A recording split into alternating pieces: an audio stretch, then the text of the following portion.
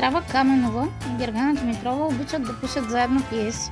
През 2010 година написват първата си пиеса заедно «Фра е хидно», а в годините след това и още 10 пиеси. Получават множество награди и отличия в България и Европа, а пиесите им са преведени на френски, гръцки, шведски, английски, финландски и португалски езици. В момента Здрава активно играе на сцена, продуцира, пише и поддържа активно своя платформа за видеа в социалните мрежи.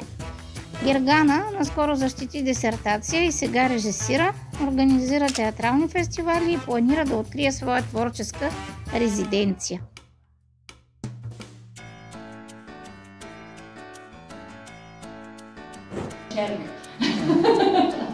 Общо взето, когато, да речем, се базира на неща, които се случили в историята, добре е да бъде проверено това, да може да се даде достоверна информация. Това е отговорност, която е задължителна.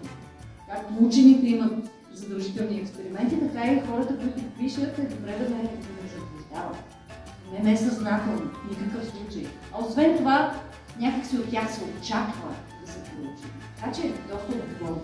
Тук много често Гергана ми се кара, че пише нещо. Ама ти това не си го проучила като учителка и аз я слушам.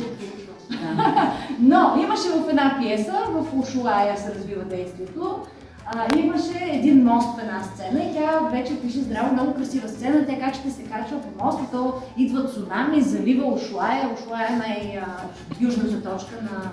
Има ли учителка по география? И идва поток, нали, залива се Ушуая и тя се качва по едни стълби, една танцорка на танго. И ще минава там един мост.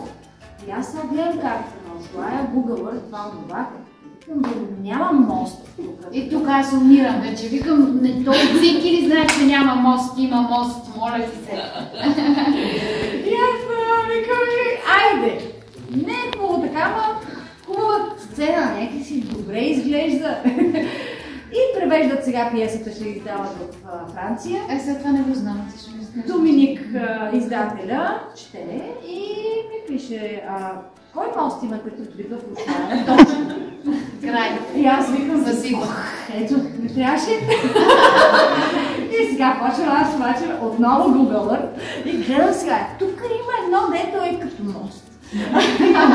Ами там има един мост между този полуостров и този полуостров, са изградили да минават колите, този имаме предвид. Леле, не знам. Сте обвинява на този мост, но може просто ами, художеството измислица не казвай, че действието се развива в Ушуая. Казвай, че е в измислен град.